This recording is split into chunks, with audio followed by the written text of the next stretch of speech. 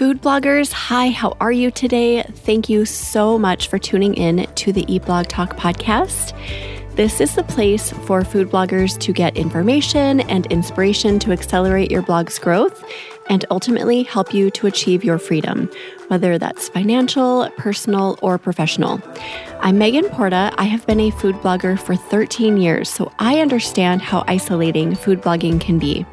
I'm on a mission to motivate, inspire, and most importantly, let each and every food blogger, including you, know that you are heard and supported. I know a lot of you listening are doing this food blogging thing as a part-time gig, whether you have a full-time job outside of blogging and outside the home, or maybe you're a mom of little kids and that in itself is a full-time situation. And even if you consider food blogging your full-time thing, you still have life. You have other obligations. You have family. You have friends. You have hobbies, interests, self-care, fill in the blank. So technically, I think food blogging is really kind of a part-time thing for a lot of us. Wherever you fall, so if you're a human and a food blogger, you should listen to this episode because Brooke Burks from The Buttered Home delivers so much inspiration. There were a few times where I was like, wow, who is this lady? She is so insightful and just really fun to listen to. She gives so much great advice about how to get through without giving up, basically. So being consistent, planning your content. She gives really solid, tangible strategies about how to do that. She talks about the fact that you need to execute. You actually have to do the work and you have to take time off and so much more. This is episode number 454, sponsored by RankIQ. Food bloggers, are you wanting to tap into additional revenue and improve your site experience for users? Chicory might be a great solution for you. Chicory is a leading monetization platform for food bloggers, enabling you to integrate highly relevant, shoppable ads into your recipe content and earn revenue from top CPG brands. Chicory's hyper-contextual ads and shoppable technology will help you improve your site experience and engagement, allowing your readers to go from inspiration to checkout in just a few clicks. Enjoy easy installation and ongoing access to the Chicory team at zero cost to you. Chicory makes it easy to track your earnings, optimize your blog content using recipe insights, and connect with its team. Plus, with integrations with leading ad networks such as Mediavine and 60-plus retailers, Chicory makes it so simple to get started earning revenue today. Head to eatblogtalk.com/resources and click the Chicory link to get started. Scroll down to the Chicory logo, click the button that says Learn More About Chicory, or you can go to chicory.co/foodbloggers to learn more and sign up. That's chicory.co/foodbloggers. Brooke Burks is the owner and head dishwasher at thebutteredhome.com. She started her blog in 2018 at the urging of a friend. In the last 5 years, she has juggled this huge learning curve, all while working full-time, being a mother to 2 girls, and now a grandmother to a new grandson. She is an expert in consistency and planning for steady growth, all while managing another career. Hello, Brooke. Thank you so much for being here. How are you doing today? I'm doing very well. How about you? I'm doing well too. Thank you. It's super hot here today, so I'm actually glad I have a day of interviews inside. So that's good. Yeah. Well, I can't wait to learn from you because I know a lot of people listening do have full-time jobs while trying to manage a food blog on the side and like just how to juggle all of that. But first, we would love to hear if you have a fun fact to share. Sure. So I'm an old lady. Number one, I turned 50. I turned 50 this year. And at the ripe old age of about 45, amidst all of the other things that I do, I started singing in a little band, and we sing about once a month at a little local venue where I live. And so, yeah, not a lot of people know that unless they just show up and, hey, there's Brooke. And it's kind of a surprise.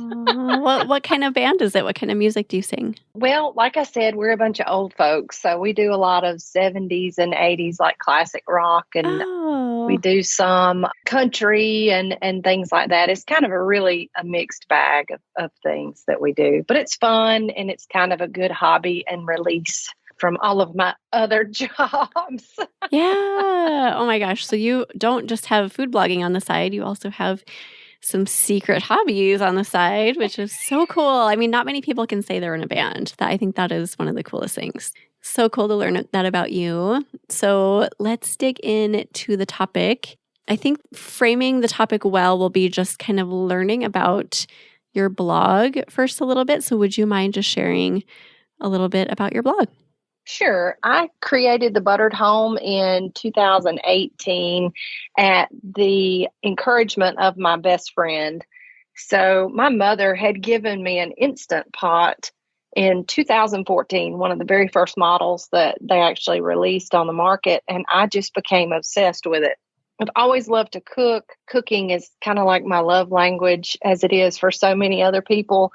But I just became obsessed with how much time that this one more gadget could save me in the kitchen and things like that. Well, this friend of mine was kind of active in the online space. She's in a different niche than I am, but she encouraged me to do this for years. And I have two girls with my husband, and one had graduated high school already, and the other one was about to. And I started to kind of worry that after they were gone, that I really wouldn't have anything of my own. So after about the 20th time that she tried to talk me into it, I said, okay, let's do it. And boy, I had no idea. The rest is history, yes. That's right. But I'm a Southern, as you can probably tell, I'm a Southern food blog. And we started out by sharing recipes that were strictly Southern. And then over the years, I've become a little more health conscious. So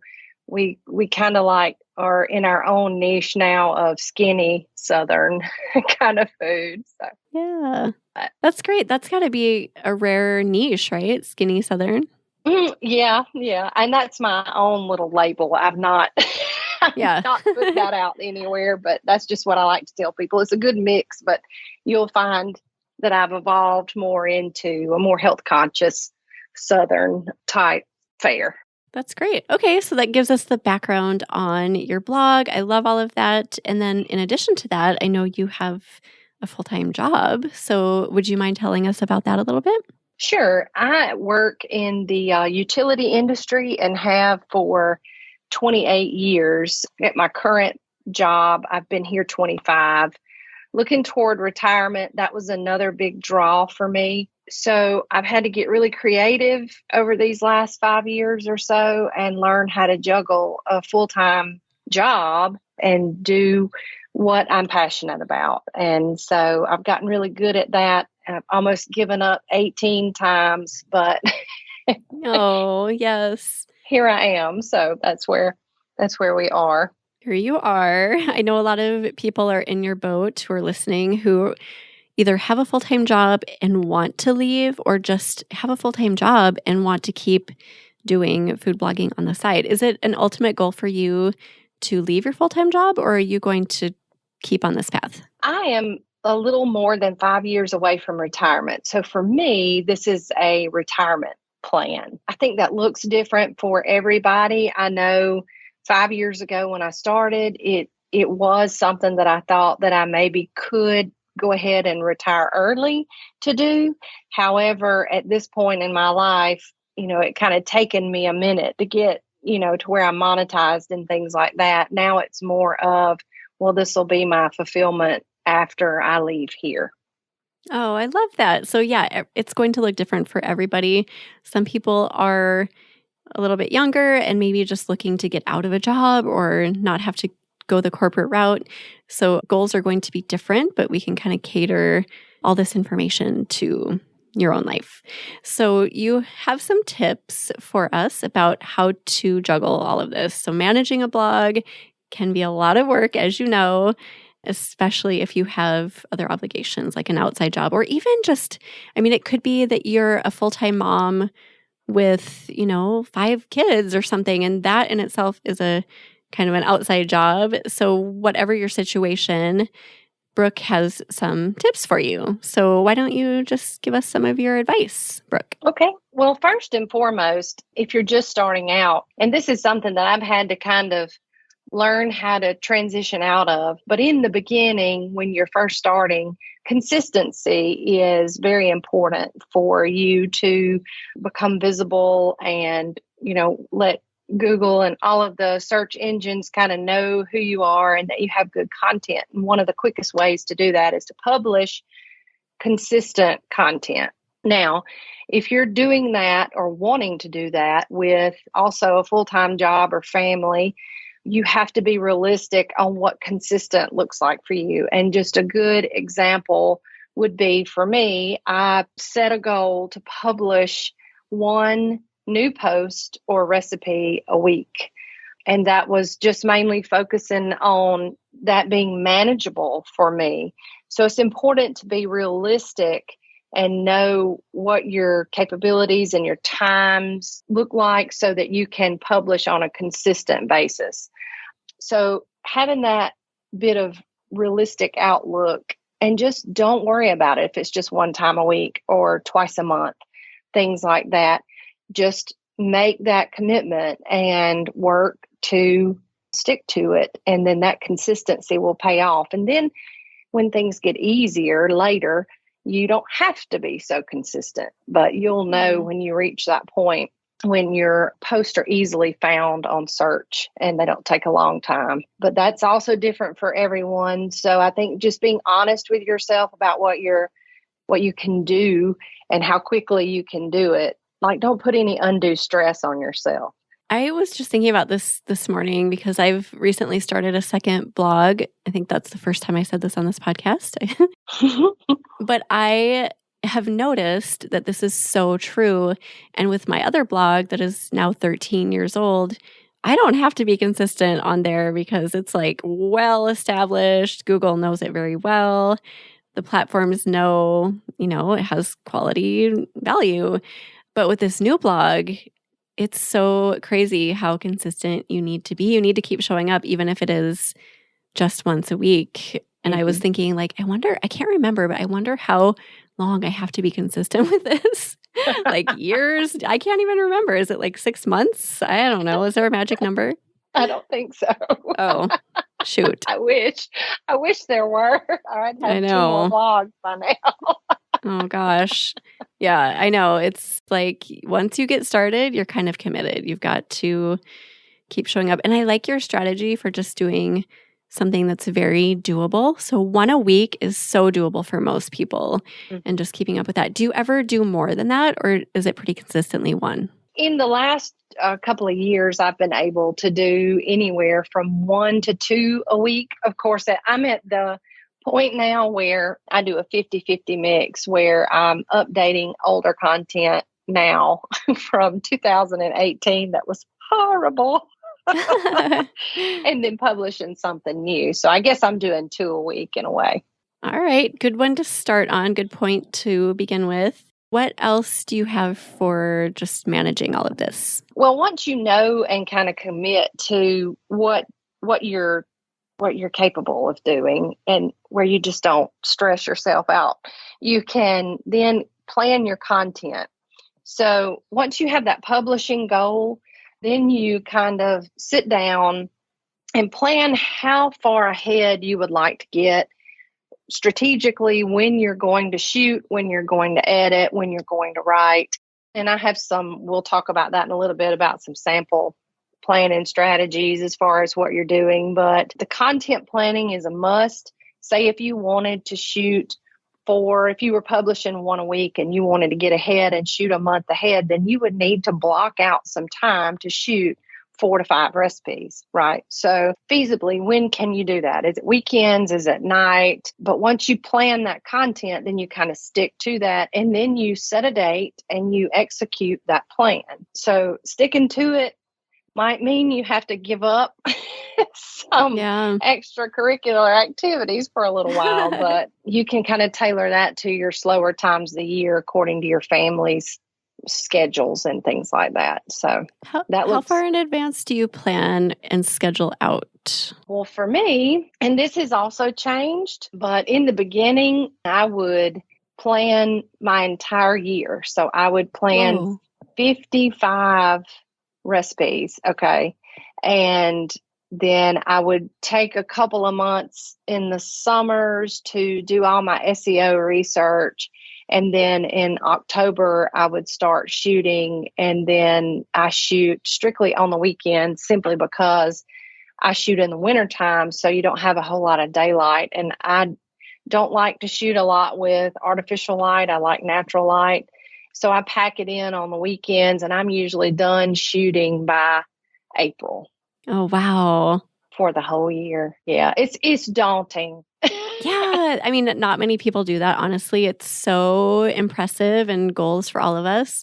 Do you feel like that limits you as far as the keywords that you choose at all? It does. And that's why now that I have a little more domain authority, I'm a little more loosey-goosey with what I do. So now I probably only shoot maybe a month or two ahead, just simply because I can watch trends.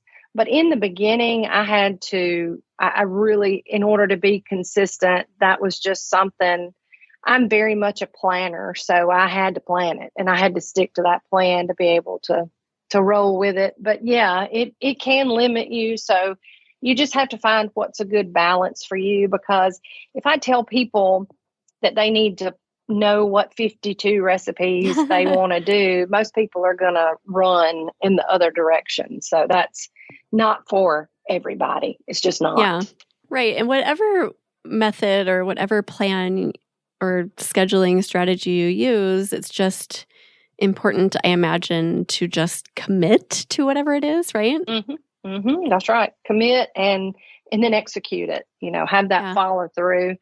And, honestly, Megan, I think that's why a lot of bloggers don't make it through like the first year to 3 years, because it is so much work and it is so much commitment. And you just got to have a little staying power. You have to remember what your end goal is, if that's leaving your job or having a retirement plan, or even just reaching a few people to be able to improve the quality of their lives. It just, you have to keep that in mind always above all else. I love that you mentioned that, because it's something we don't remind ourselves of often enough, that why that you have, like, why did you start? We all have a reason why we started blogging, and it usually is something very strong. Like, it evokes a strong emotion or relieves a really painful pain point.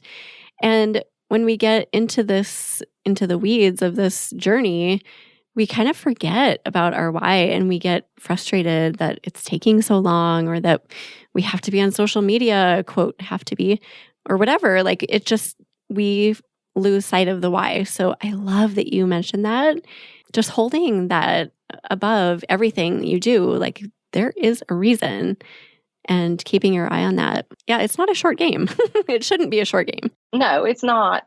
It's a marathon, not a sprint. Yes. I know everybody sees that everywhere, but it really is. It's true. So, Yeah, it is. And then how do you manage time off? Because you don't have a lot of expendable time, but that is vital to keep your health and balance and everything. So how do you manage that?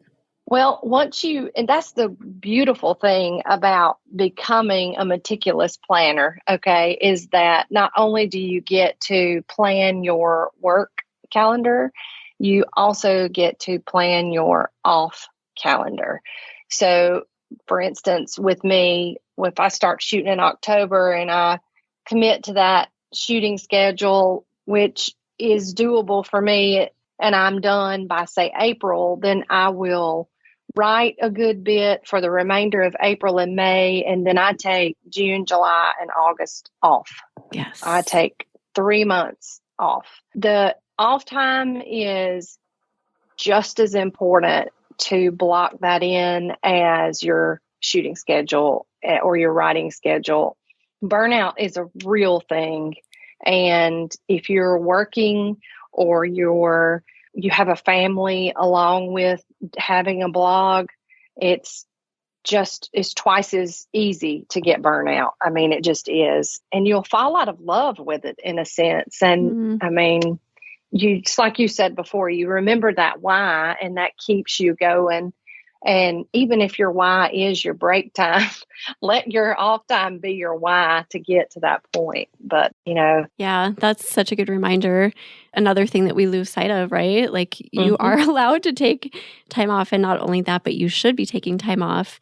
And I came to this realization, I don't know, sometime in the past few years that, oh my gosh, I actually have the power to design my life and my calendar and my schedule, because we fall into the trap of thinking that we don't somehow. Like, I have to do all this work, but you don't. You can take as much time off as you want. You just, like you said earlier, you just put it in your schedule. If you are a planner, just go into your calendar and take the time off. You have the power to do that. And I think we need reminders of that occasionally. I did, like, oh, I have the power to do that. Oh, right. I am my own boss and this is my life. I can do that. So Brooke is reminding us that we have the power and ability to do that if we need to. And, you don't ever want to wake up one day and think, oh, I don't have any work to do today. What am I going to do? Where you don't even remember what it's like to take a breather and to just be. I think it's just important to have that in. And if you need that more often than say I do, then you schedule that in, Yes. You schedule that in, you time block that off time in, because it is just as important as that content creation. It really is.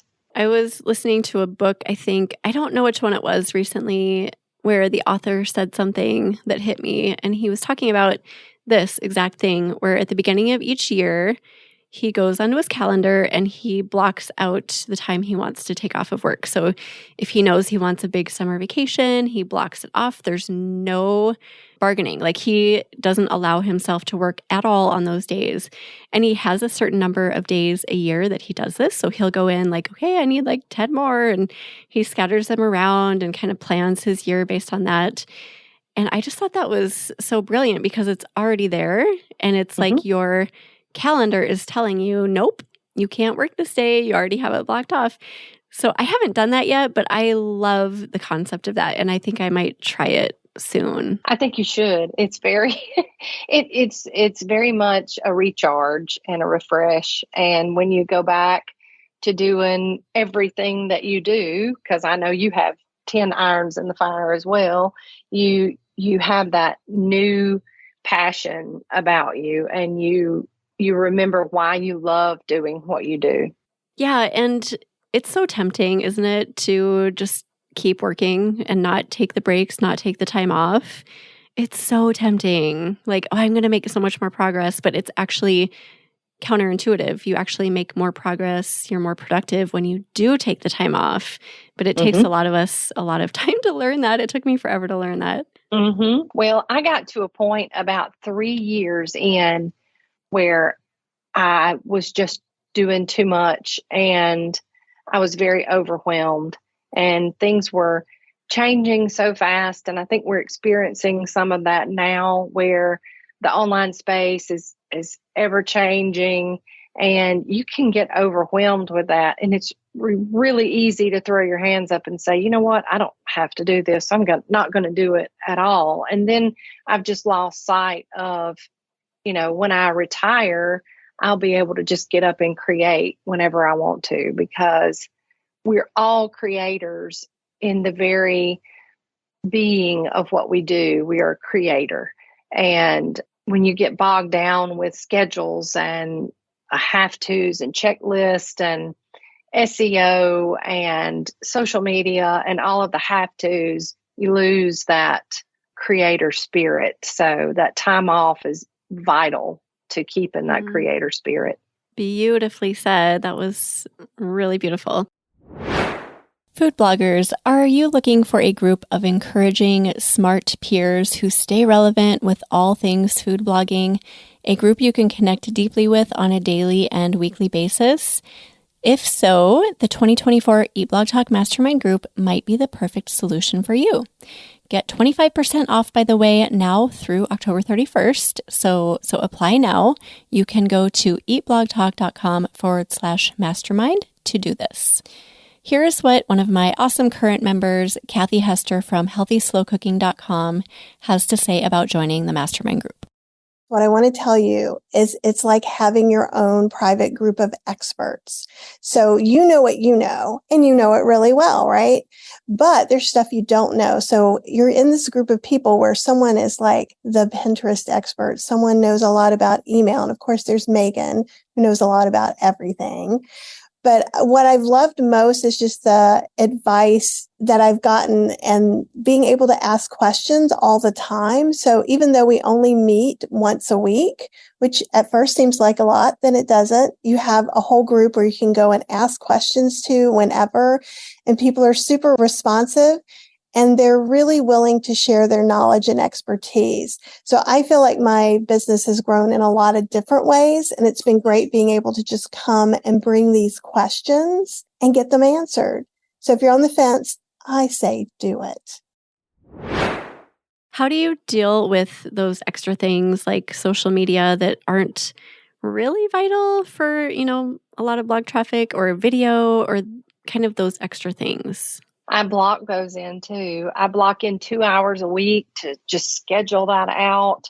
My systems that I have in place where like I cook and shoot and do everything at once. And then I edit photos. I write, I do pen creation, all of that while I block all that in. And then a separate block, because it's always there, is social media. And like for me on Friday nights when we don't have anything going on, I just sit down and I set a timer. I'm real big on setting timers, and I'll set an hour timer and just do all I can do in that hour. And sometimes I can get it all done and sometimes I can't. And I'll be honest with you, I don't do 4 different social media platforms. I've committed to doing one really well and mirror posting to another.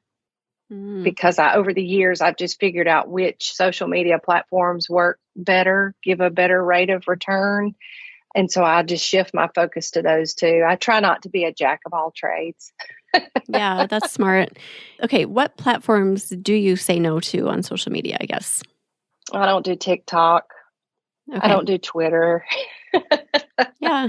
Let's see. There's a bunch of others, but it's probably easier for me to tell you. I do Facebook and Instagram, and like my avatar is, mostly women, of course, from 38 years old to 65. So they're on Facebook. I know where they are. Yeah, right. So I know where you people are. Yes. Yeah, I know where my people are. So know where your people are.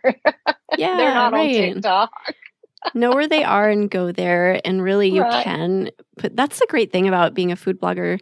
You can put your blinders on because there's so much out there and you don't need it all. I know that's contrary to a lot of people's beliefs, but you really don't.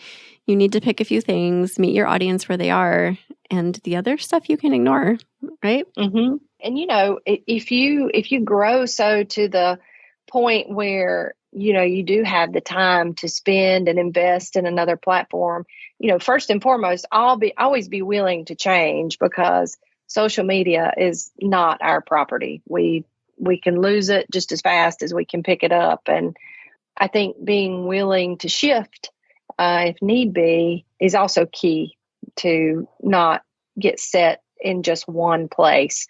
But because it's just me, I don't spend a lot of time elsewhere just because I don't have it. But one day when I have, a team, hopefully I can do it all. Yeah, right. Exactly. Yeah, that's something that can shift down the road. But for now, this is where you're at. So this is what you focus on. What do you do with new platforms that emerge, like Threads? I know is kind of like the meta version of Twitter. Do you just completely ignore those and wait to see how they do? It just depends on the timing of it. Like right now, I'm knee deep in keyword research. So I have put that on my calendar to start in next month. And I'm going to dip my toes in the water. I mean, that's part of being willing to change and give it a test and see how it works. I won't invest a lot of time in it. I'll probably set, for me, about a 3-month time period to test a new platform to see if it performs better than my second best performing platform as far as driving traffic. So I have not dipped into Threads yet. I plan to do that in September. That's good. Yeah, you give it a little bit of time to marinate and then you check it out and you give yourself a time frame. I feel like people like you, Brooke, who do have so much to manage in their lives are the ones we should be learning from, because you guys have to be efficient with your time. I love your timer thing. That's so inspiring, because a lot of us get lost in our work because we don't need to have a timer, but you do. You have a need for it. So you know you guys know how to be efficient. So inspiring. Okay, what else do you have for us? I know you have some sample planning strategies to share. Do you want to talk about that? Sure. So I think I mentioned it before, but once you decide on a shooting schedule and a publishing schedule, then you sit down and you look at when your best times are to shoot, and then you divide however many you want to get done in X amount of time you have, and you plan that. You time block it, you stick to it. And so I was going to give 2 sample strategies. One is my old, and one is kind of what I'm doing now that I don't have to be as consistent. And trust me, if you're a new blogger, you will get to a point where you don't have to be as consistent. Just like even Megan, you agreed with me on that too. You will get to that point, and then you'll have to unlearn everything you've been doing, kind of like what I'm doing right now. But in the beginning, I loosely touched on it. I would do a lot of planning, and I would plan for a year, but I was building new content. So I was trying to build foundational content my first 1 to 2 years on what kind of my pillar posts were going to be that would kind of establish not only consistency, but also authority on my website, because you don't want to jump from one thing to the next and go kind of confuse Google. So my first couple of years that I planned about 52 to 55 recipes for each year, I tried to let those be pillar posts, and that was the foundation in which my website was going to be built on. And I knew that we didn't have a lot going on in the fall and the winter. So I committed to shoot at least 3 weekends a month, and I knew that I could get 4 recipes done in a weekend. So in 1 month, I was able to do 12 recipes. So I would do all my grocery buying, for the month. I would plan, and I would try to batch shoot as much as I could. And then like the last weekend of the month, I would do all my editing and have everything ready to go. And then I'd do that again for the next month until I had my whole year's worth of content ready and shot. Then I would take some time and I would do the keyword research, which back then was not a lot because I had no idea what I was doing. So if you're new, don't wait to learn keyword research, because that will get you authority a lot faster. It just will. But like I said in the beginning, I didn't really know what I was doing. So I've kind of learned, I've gone the long way around in a sense.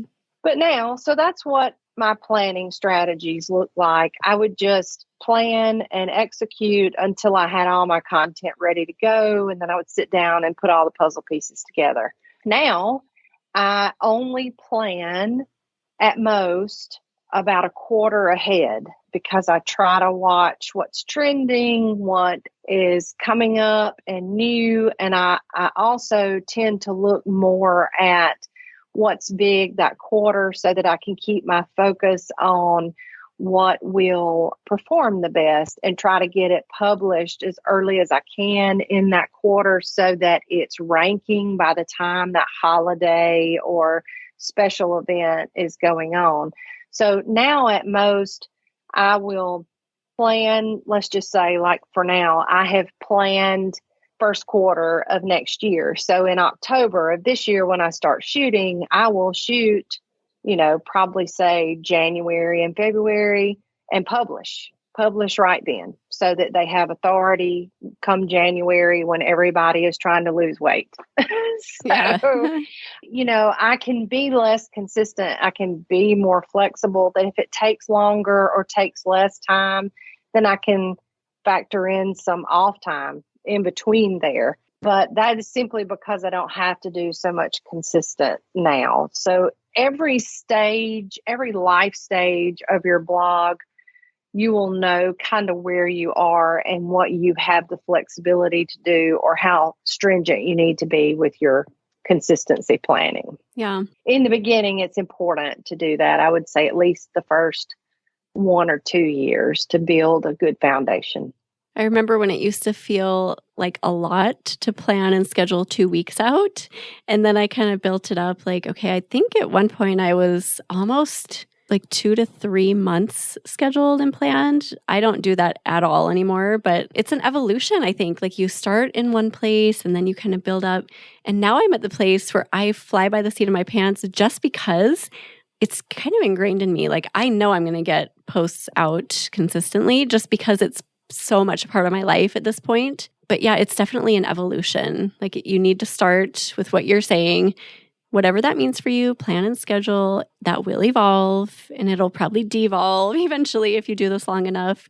And that's okay. You just kind of have to navigate the journey. Mm-hmm. You do. And be willing to shift gears in every stage. Just be willing to change, be willing to grow, be willing to learn something new. So, yes, that's such good advice. Do you have any other planning strategies, or was that kind of your scope of strategies? That's really about it. I mean, I'm in a couple of other blogging groups and they're all kind of like you. They're like, I can't understand how you can plan so far ahead. So I think what I feel like is normal is probably not so much, but I know I have a couple of friends who blog who are trying to juggle working and having a blog and what that looks like for them. The best planning strategy that I can give anyone is to sit down and have a good, honest conversation with yourself about how much you can do ahead to not burn out and how much you can fit in your schedule to where it's still enjoyable. Because if you don't, then you'll hate it. And it's no different than your full-time job. It will become a job. And I don't know any blogger in my realm, that did this and went into it so that it could be a job. I mean, they did this because they wanted to help people or they wanted to have their own freedom. So don't turn it into something that takes your freedom away. And being honest with your schedule is the best advice that I can give anybody. Wow, such great nuggets you have, Brooke. Thank you. This is also insightful. And then one last question, monetization. So I know doing it part-time, monetization is probably going to be a little bit slower, but people still have that idea that they can be, on the fast track and get monetization within a few months when that's really not reality for a lot of people. So I'd love to hear your thoughts on this. That comes in with that hard conversation about your schedule. If you know that you can commit to publishing one post a week, then you just, at some point, you have to say, okay, this is going to take me a little bit. And I'm okay with that because it's about the big picture and the end result more than a fast overnight result. You look at all of these blogs and there is a statistic, and Megan, you might know it, but of how many blogs actually make it past the 3-year mark. I mean, it's not many, it's not promising. And I think that's a combination of people get overwhelmed and people get disappointed. And so I think that it's a good idea to be honest with yourself about realistically how long it's going to take. I mean, it took me 4.5 years. It took me 4.5 years. However, I went from knowing nothing to packing it in like a year and a half to learn like how to be best optimized and how to do keyword research and all the tools that are available there. So it took me a little bit, and then I changed formats. I was on Squarespace for almost a year and had to start over. I mean, I had to start over on WordPress. And then it took me another year to learn WordPress and fully embrace, all of the tools that are there to help me, rank and to help me do better. And I just had to sit down, and Google was my best friend for a long time because I had to sit down and Google what things meant and how to execute them. So for me, it was going from what I know about food blogging at level 0 to having to learn all that. So if you're not at level 0, then you've got an advantage over what I had.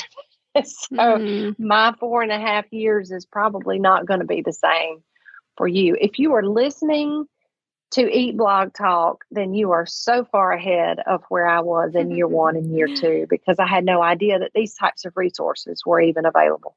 Didn't. So.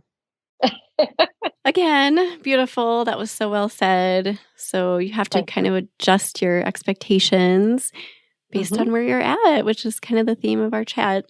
No comparing, right? Don't look at other people and say, oh my gosh, that person got on to Mediavine within a month, because it does happen, but it does not happen frequently. And usually when that happens, it's because that person researched and did their homework well before they actually started blogging. So keep that in mind too. That's right. And also, I went into a niche that, it's highly competitive. I'm a general food blog for Southern food, and the market is so saturated for that.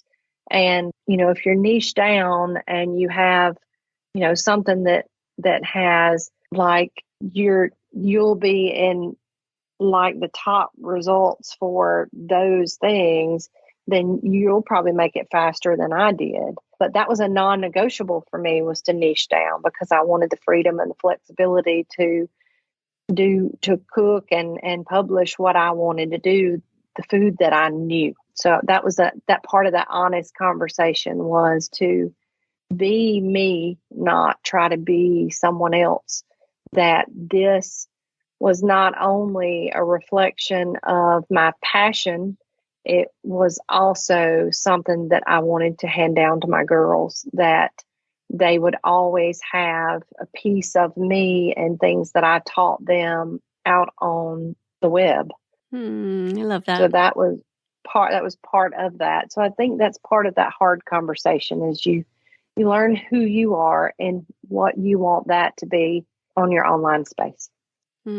Something I've just observed recently too, if you are looking for like, quote, quick growth, and that could mean like 2 years, whatever that means for you, is that the niches do so much better, I think, than the more broad category blogs these days. And my old blog falls into that. It's been a long journey, arduous at times.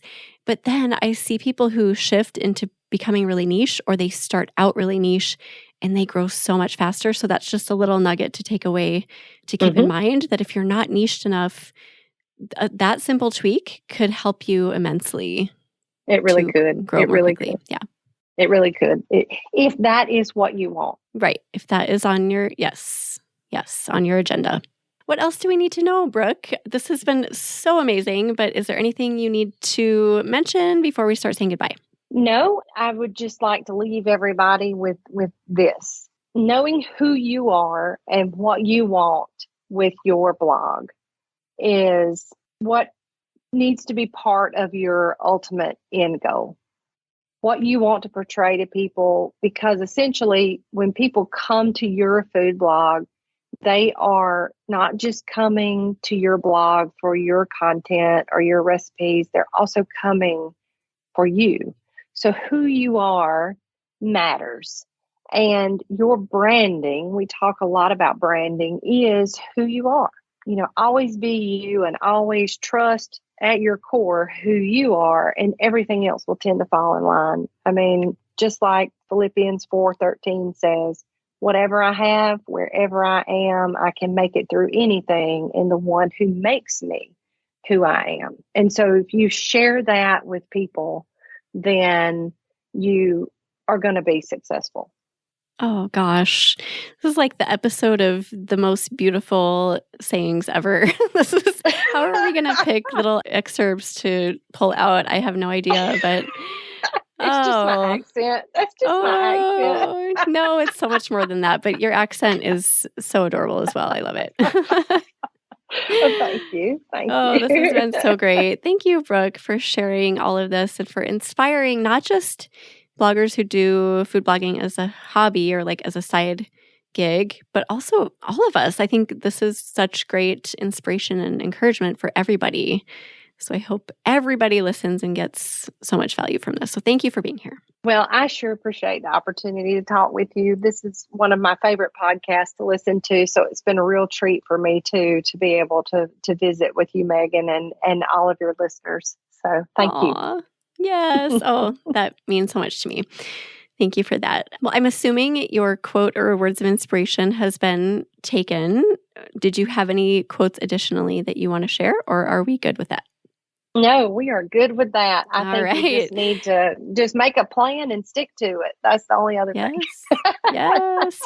That's super important piece of the puzzle, right? Mm-hmm. It is. We will put together a show notes page for you, Brooke. So if anyone wants to go take a look at those, you can head over to eatblogtalk.com/thebutteredhome. Your blog is beautiful, so go check out Brooke's blog as well. So why don't you tell everyone where to go for that and where to go on social media to find you? Yes, you can find me where all of the majority of my readers are, on Facebook. Yes. Facebook.com/thebutteredhome, and on Instagram at Instagram.com/thebutteredhome. Those are the two main places where all of my content kind of flows through. But we would really appreciate a visit to our site. It's 5 years in the making, and I'm very proud of the progression. However, if you go looking for bad pictures, hopefully they'll all be gone by the end of the year. Oh, that's funny.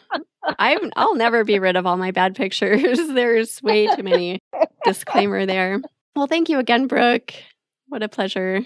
I've enjoyed it, Megan. Thank you. Same. Likewise. Thank you. And also, food bloggers, thank you for listening. And I'll see you in the next episode.